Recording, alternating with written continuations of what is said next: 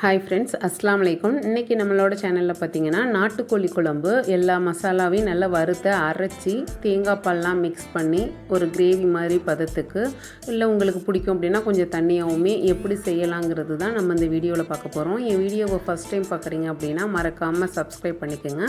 இப்போ வாங்க நம்ம வீடியோக்குள்ளே போகலாம். இதுக்கு பார்த்தீங்கன்னா நான் ஒரு 1.25 கிலோ கிட்ட நாட்டுக்கோழி எடுத்திருக்கேன். அதுக்கு தேவையான பொருள் பார்த்தீங்கன்னா சின்ன வெங்காயம் கொஞ்சம் அதிகமாக கட் பண்ணி எடுத்துக்கோங்க. பாதி சின்ன வெங்காயத்தை இந்த மாதிரி கட் பண்ணி எடுத்துகிட்டு பாதியை முழுசாக வச்சுக்கோங்க. ஒரு 10 பல் பூண்டுக்கிட்ட எடுத்துருக்கேன்.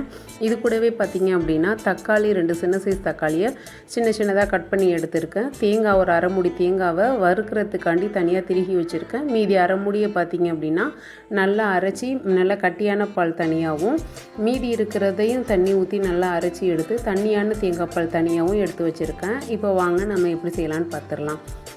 ஒரு மண் சட்டியில் தேவையான அளவு நல்லெண்ணெய் சேர்த்துருக்கேன். 3 ஸ்பூன் கிட்ட நல்லெண்ணெய் சேர்த்துருக்கேன். நல்லெண்ணெய் சேர்த்து செய்யும்போது தான் டேஸ்ட்டு நல்லாயிருக்கும். அப்புறம் மிளகு 2 டேபிள் ஸ்பூன் கிட்ட எடுத்திருக்கேன். ஜீரகம் 2 ஸ்பூன் எடுத்திருக்கேன். சோம்பு 1 ஸ்பூன் எடுத்திருக்கேன். மல்லி பார்த்திங்கன்னா 3 ஸ்பூன் எடுத்திருக்கேன். இது கூடவே பார்த்திங்கன்னா கசகசா எடுத்திருக்கேன். கசகசா கண்டிப்பாக எடுங்க. கசகசா சேர்க்கும்போது இன்னும் டேஸ்ட்டாக இருக்கும். அப்புறம் காஞ்ச மிளகாய் ஒரு 5 மிளகாய் கிட்ட எடுத்திருக்கேன். உங்களுக்கு காரம் அதிகம் வேணும்னா நீங்கள் ஒரு 10 மிளகாய் 8 மிளகாய் கிட்ட கூட சேர்த்துக்கலாம். இதை நல்லா வதக்கிக்கலாம். இது லைட்டாக வதங்கினது வறுத்தோனையுமே பார்த்தீங்கன்னா சின்ன வெங்காயம் முழுசாக வச்சுருக்கிற சின்ன வெங்காயத்தையும் 10 பல் பூண்டையும் சேர்த்து இதையுமே நல்லா ஒரு கண்ணாடி பதம் வர்ற வரைக்கும் நல்லா வதக்கிக்கலாம். ரொம்ப வதக்கணும்னு அவசியம் இல்லை. நான் இது கூடவே தேங்காவையும் வறுத்து எடுத்துக்க போகிறேன். நீங்கள் வேணும் அப்படின்னா தனித்தனியாக கூட வறுத்து எடுத்துக்கலாம். நான் ஒன்றாவே வறுத்து எடுத்துக்கிறேன். தேங்காயோட கலர் மட்டும் கொஞ்சம் சேஞ்ச் ஆனதும் நம்ம தனியாக ஒரு பிளேட்டில் மாற்றிடலாம். பிளேட்டில் மாற்றி கொஞ்சம் ஆற வச்சு அதுக்கப்புறம் நம்ம அரைச்சி எடுத்து வச்சுக்கலாம். நெக்ஸ்ட்டு பார்த்திங்கன்னா அதே மண் சட்டியில் ஒரு 3 டேபிள் ஸ்பூன் மறுபடியும் நல்லெண்ணெய் ஊற்றி ஒரு சின்னதாக ஒரு பட்டை, ஒரே ஒரு கிராம்பு, ஒரே ஒரு ஏலக்காய் மட்டும் போட்டு ஒரே ஒரு பே லீஃப் மட்டும் சேர்த்துக்கோங்க. இதோடு நம்ம நறுக்கி வச்சுருந்த சின்ன வெங்காயத்தையும் சேர்த்து கொஞ்சம் நல்லா வதக்கிக்கலாம். இது ஒரு கண்ணாடி பதம் வர்ற வரைக்கும் கொஞ்சம் நல்லாவே வதக்கிக்கோங்க. தேவையான உப்பு போட்டும் கொஞ்சம் வதக்கினா சீக்கிரமாக வதங்கிடும். அது கூட பார்த்திங்கன்னா நான் நாட்டுக்கோழிங்கிறதுனால ஒரு 3 டேபிள் ஸ்பூன் இஞ்சி பூண்டு பேஸ்ட்டு சேர்த்துருக்கேன். அது கூடவே காஷ்மீரி சில்லி ஒரு 2 ஸ்பூன் கிட்ட சேர்த்துருக்கேன். இதோட கல்லுப்பு சேர்த்துக்குங்க. கல்லுப்பு சேர்க்கும்போது ரொம்ப நல்லாயிருக்கும். இப்போது நல்லா நம்ம இதை இஞ்சி பூண்டு பேஸ்ட்டோட ரா ஸ்மெல் போகிற வரைக்குமே நல்லா வதக்கி எடுத்துக்கலாம்.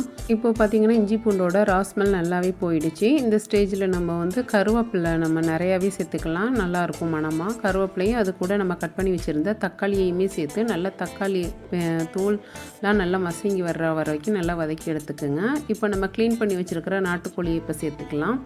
நல்லா நாட்டுக்கோழியை இதோட சேர்த்து தேவையான அளவு உப்பும் சேர்த்து நல்லாவே வதக்கி விட்டுடலாம். நம்ம வதக்கின மசாலா எல்லாமே அந்த நாட்டுக்கோழியோடு ஒட்டுற அளவுக்கு நல்லாவே வதக்கி விட்டுக்குங்க. இது கொஞ்சம் பெரிய பீஸாக வெட்டி கொடுத்துட்டாங்க. நீங்கள் கேட்கும்போதே கொஞ்சம் சின்ன பீஸாக வெட்டிக்கிட்டீங்க அப்படின்னா வதக்கிறதுக்கு ரொம்ப நல்லாயிருக்கும். இப்போ ஒரு மூடி போட்டு 10 நிமிஷம் கழித்து நம்ம திறந்து பார்க்கும்போது கொஞ்சம் நல்லாவே லைட்டாக வெந்து வந்திருக்கும். இந்த ஸ்டேஜில் தண்ணிலாம் விட்டு கொஞ்சம் லைட்டாக இருக்கும்போதே நம்ம அரைச்சி வச்சுருந்தோம் இல்லையா, வறுத்து அரைச்சி வச்சுருந்தோம்ல ட்ரை மசாலாலாம், அதை நல்லா அரைச்சதை நான் இதோட சேர்த்துக்கிறேன். அது கூடவே பார்த்திங்கன்னா தேங்காய் பால் அரைச்சி வச்சுருந்தேன் இல்லையா, அந்த தேங்காய் பால் கட்டியான பாலை ஃபஸ்ட்டு சேர்த்துக்குங்க. கட்டியான பாலை ஃபஸ்ட்டு சேர்க்கும்போது தான் அது சிக்கனில் நல்லா இறங்கி டேஸ்ட் ரொம்பவே நல்லாயிருக்கும். கடைசியாக தான் நம்ம தண்ணி பால் சேர்க்கணும். எப்போவுமே சிக்கன் மட்டன் எது செய்யும் போதும் கட்டியான பாலை ஃபஸ்ட்டே சேர்த்துக்கணும். அவ்வளோதான். இப்போ இதை ஒரு 10 நிமிஷம் நல்லா மூடி போட்டு கொதிக்க விட்டுருங்க. நல்லாவே வெந்து வரட்டும். தேவை அப்படின்னா மட்டும் தண்ணி கொஞ்சமாக சேர்த்து நம்ம வச்சுக்கலாம். இப்போது இது நல்லா 10-15 நிமிஷம் நல்லாவே கொதிக்கணும். ஏன்னா நாட்டுக்கோழி லேட்டாக வேகும். அதனால் ஒரு 10-15 நிமிஷத்துக்கு அப்புறமா நான் திரும்பவும் திறந்து 1 டைம் நல்லா மிக்ஸ் பண்ணி விட்டுக்கிறேன். அடிக்கடி திறந்து மிக்ஸ் மட்டும் பண்ணி விட்டுக்குங்க. இந்த ஸ்டேஜில் உங்களுக்கு தண்ணியாக வேணும் குழம்பு அப்படின்னா நம்ம அதை அரைச்சி வச்சுருந்த தண்ணி தேங்காய் பாலையோ இல்லை தண்ணியையோ நீங்கள் சேர்த்துக்கலாம். நான் கொஞ்சம் தண்ணியாக வைக்கிறதுனால தண்ணி தேங்காய் பால் ரெண்டுமே கலந்து சேர்த்துருக்கேன். இந்த ஸ்டேஜில் நீங்கள் வேறு எந்த மசாலாவுமே சேர்க்க வேணாம். நம்ம ட்ரையாக அரைச்ச மசாலாவே இதுக்கு போதுமானதாக இருக்கும். அதனால் வேறு எந்த மசாலாவும் நீங்கள் சேர்க்காமல் இப்படியே ஒரு தடவை மிக்ஸ் பண்ணி விட்டுட்டு இந்த ஸ்டேஜில் உப்பு எல்லாம் செக் பண்ணிவிட்டு திரும்பவும் ஒரு 10-15 நிமிஷம் மூடி போட்டுருங்க. நாட்டுக்கோழிங்கிறதுனால அடிக்கடி நம்ம திறந்து கிண்டி விட்டு மூடி போட்டால் மட்டும்தான் அது நல்லா வெந்து வரும், அடிப்பிடிக்காமல். அவ்வளோதான். இப்போ கடைசியாக பார்த்தீங்கன்னா சூப்பராகவே ரெடி ஆயிடுச்சு நாட்டுக்கோழி குழம்பு அரைச்சி வச்சது. நீங்களும் கண்டிப்பாக ட்ரை பண்ணி பார்த்துட்டு எப்படி வந்துச்சுங்கிறத என்னோட கமெண்ட்டில் சொல்லுங்கள். இந்த வீடியோ பிடிச்சிருந்துச்சு அப்படின்னா ஒரு லைக் பண்ணிடுங்க. உங்களுக்கு சப்போஸ் சட்டியில் வைக்க விருப்பம் இல்லை அப்படின்னா குக்கரில் ஒரு 5 விசிலுக்கு விட்டிங்கன்னா சீக்கிரமாகவே ரெடி ஆயிரும். தேங்க்ஸ் ஃபார் வாட்சிங்.